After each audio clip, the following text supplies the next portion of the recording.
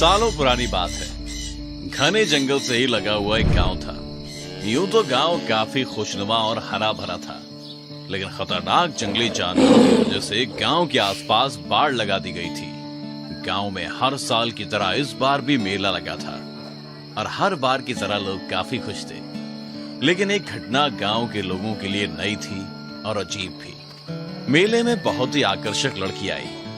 गांव के युवक तो मानो उसके सौंदर्य में सम्मोहित हो गए। कुछ देर मेले में घूमने के बाद वो लड़की जंगल की ओर चली गई और घने जंगल में कहीं खो गई। ये घटना अब अक्सर होने लगी। वो लड़की गांव में आती और फिर जंगल में कहीं गुम हो जाती। लेकिन इसके साथ ही हर बार गांव का कोई ना कोई जवान आदमी गायब हो जाता। गांव वाले सोचते कि जंगल के जानवर इस इंसान को खा गए होंगे। वो लड़की 10-15 दिनों में एक बार गांव में आती और सारे लड़कों पर अपना सम्मोहन छोड़ जाती। फिर काफी दिनों तक वो लड़की गांव में नहीं आई और गांव के युवकों का तो मानो इंतजार से बुरा हाल था। फिर एक दिन अचानक गांव में महामारी फैल गई। धीरे धीरे कई लोग मरने लगे।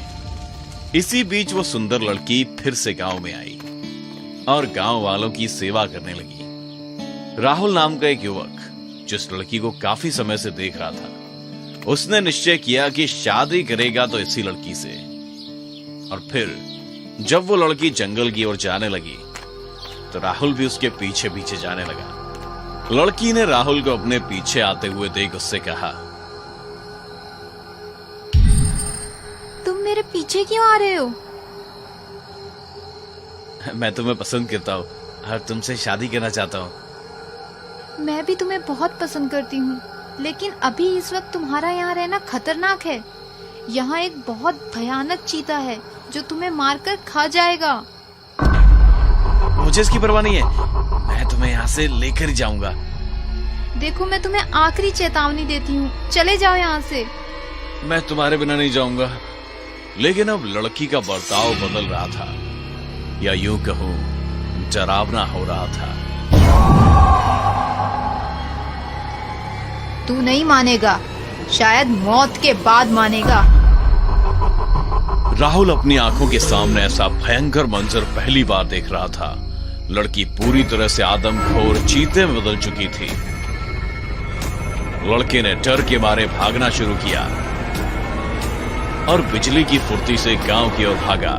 जैसे तैसे वो घर पहुंचा। हे भगवान, काश ये सपना हो।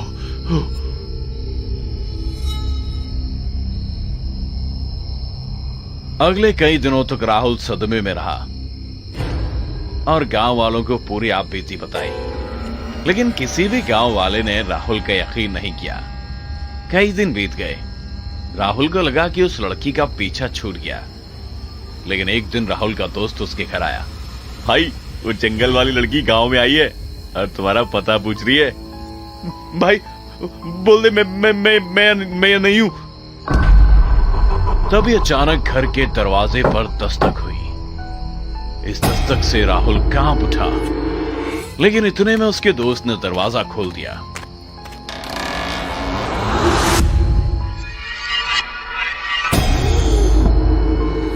मैं आपका इंतजार करती रही, आप नहीं आए तो मैं आ गई। अब मैं आपसे विवाह करने के लिए तैयार हूँ। लेकिन मैं तुमसे शादी वादी नहीं करना चाहता।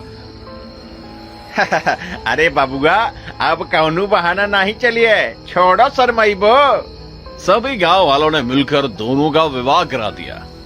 अब तो लड़की राहुल के घर में ही रहने लगी और हर रात चीता चुड़ैल बनकर गांव वालों का शिकार करने लगी। अपने शिकार को वो राहुल के घर के पीछे घसीट लाती। कुछ दिनों में घर के पीछे मरे हुए लोगों के कई कपड़े इकट्ठे हो गए। अगर इस बारे में किसी को भी बताया तो तुम्हारा हश्र भी यही होगा। क्या करूं, समझ में नहीं आता कैसे इस समस्या से बाहर निकलूं। हर दिन गांव में किसी ना किसी की मौत का मातम। राहुल की परेशानी बढ़ती जा रही थी।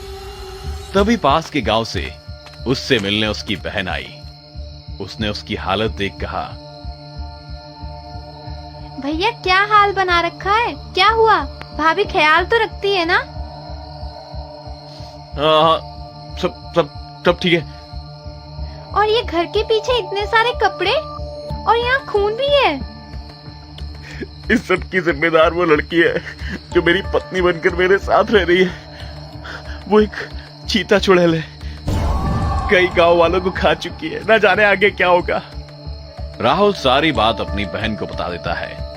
वो अपने भाई की बात पर विश्वास करती है और तुम अपना ख्याल रखना भैया, मैं जल्द इस समस्या का उपाय ढूंढती हूँ।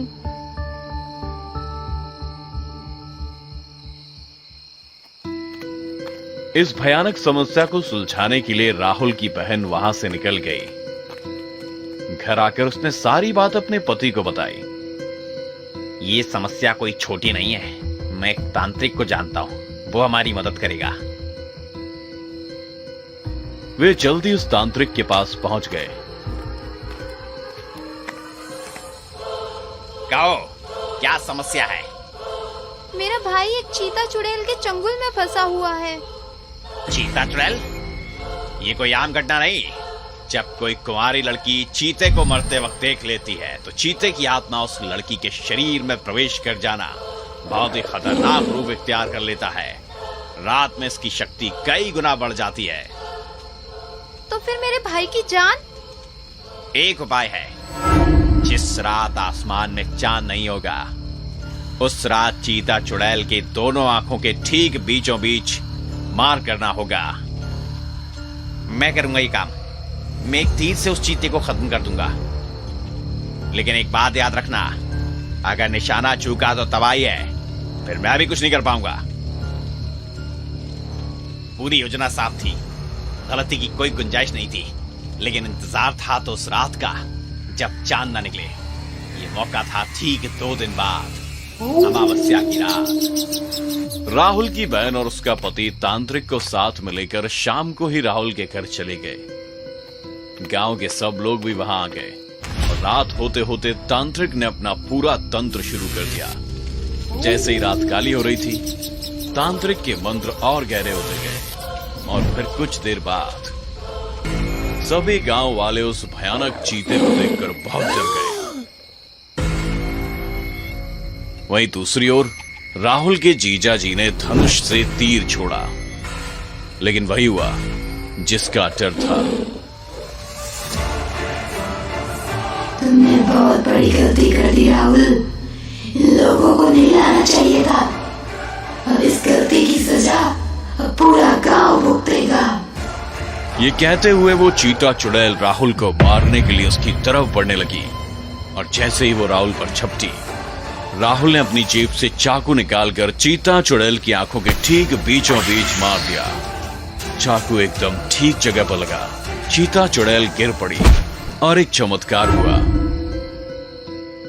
मैं कमली हूँ, रौनपुर गांव के मुखिया की बेटी। एक दिन जंगल में लकड़ियाँ लाने गई थी, तभी वहाँ एक चीता। उस लड़की ने पूरी घटना गांव वालों को बताई। गांव वालों ने रौनपुर गांव के मुखिया को बुलाया और सारी बात बताई। मुखिया अपनी बेटी को इतने समय बाद देखकर बहुत खुश हुआ।